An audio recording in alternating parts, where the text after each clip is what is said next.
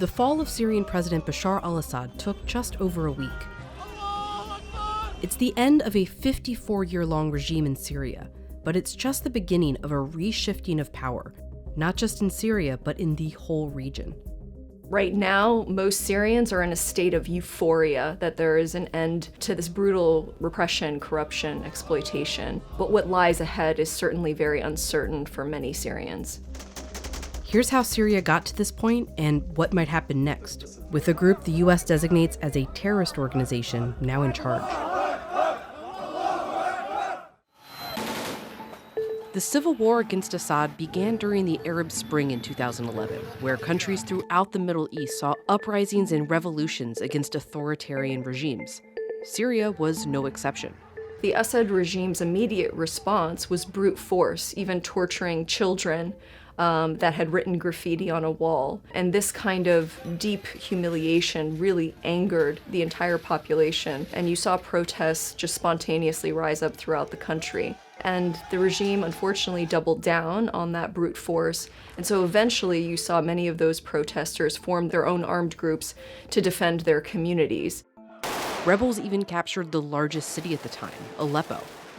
It took 4 years, but Assad eventually recaptured it, using chemical weapons against his own people, and largely because of the backing and direct military support of Iran and Russia. Syria has actually historic ties to Russia, but I think what Putin saw during the war is an opening to become a great power. The Iranians, on the other hand, have long had an alliance with the Assad regime. It's an essential element of the so-called Shia crescent, in which Tehran wants access through Iraq, Syria, and into Lebanon and the Mediterranean through its proxy militias in Iraq and, of course, in Lebanon with Hezbollah. Assad was a key to that route. Over the last 13 years, dozens of groups fought against the Assad regime and each other. But today there are 3 main ones who hold territory within Syria. There's the Syrian National Army, or SNA, which is basically a hodgepodge of different rebel groups that had fought the regime all over Syria, but had been displaced to northern Syria in recent years.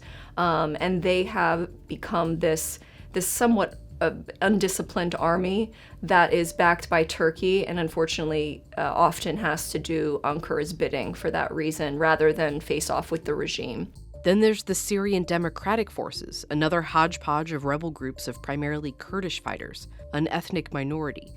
They're backed by the US and often clash with the Turkish-backed SNA. And quite critically, they guard the prisons in the northeast that have ISIS fighters in them. So they're a really critical component to stability as well. And then there's the Hayat Tahrir al-Sham, or HTS. This is who ultimately led the offensive to capture Damascus. They were originally established as an al-Qaeda affiliate, led by a man who later led ISIS.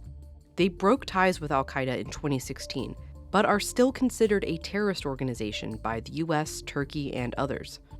It was in firm control of Idlib city and much of the province beforehand and had ruled that area with an iron fist, but it is one of the more disciplined and independent armed groups in Syria. In late November, HTS advanced from Idlib to Aleppo, which they seized in just a few days, with not just military and violence, but governance. They immediately went into Aleppo and they tried to prevent looting, protect government institutions. They told former soldiers and government employees to stay in their posts as long as they renounced any kind of, allegiance to Assad. They went around and tried to reassure minorities that they would not be harmed.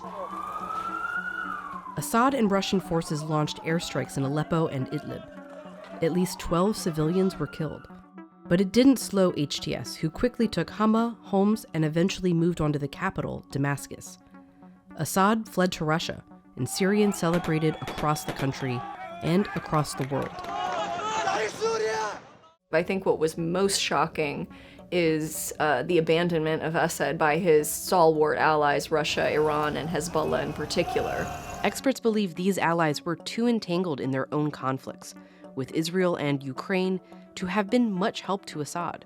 To see the Russians abandon Assad in the way that they did in recent days was actually quite shocking. They certainly at least want to maintain their naval base and their air base in Syria, and yet when the rebels fell Aleppo, messages out of the Kremlin seemed to be, Assad, deal with it, we're busy. Turkey seems to be the winner in all of this. They have potentially green-lighted this offensive in the first place. They will be able to essentially carry out whatever they want in Syria in the next couple of months as we wait for the new US president to come in. And that is a really terrifying future for the Kurdish population in Syria. This is a historic day for the Middle East. The collapse of the Assad regime, the tyranny in Damascus, offers great opportunity, but also is fraught with significant dangers. Besides the conflicts between Turkish and Kurdish forces, we could see Russia assert power in other countries, or Iran too. Many people are wondering if they will simply accelerate the nuclear program, which it seems like they're doing, as a different sort of deterrent strategy, or even a chemical weapons program for that matter. And within Syria, the occupying forces are still labeled as a terrorist organization, which could make cooperation and humanitarian aid difficult. We know that they have some bad behavior in Idlib, but they're also a very pragmatic group and desperately want to get off of the terrorism designation list. So there is a vulnerability that was there to exploit. If people are not allowed to invest, if aid is not allowed to get into the country, it's going to be a real disaster. Likewise, if the designations are lifted without getting any kind of promises or reassurances of what HTS behavior will look like in the future, and other groups as well, it could equally be a disaster for Syria's future.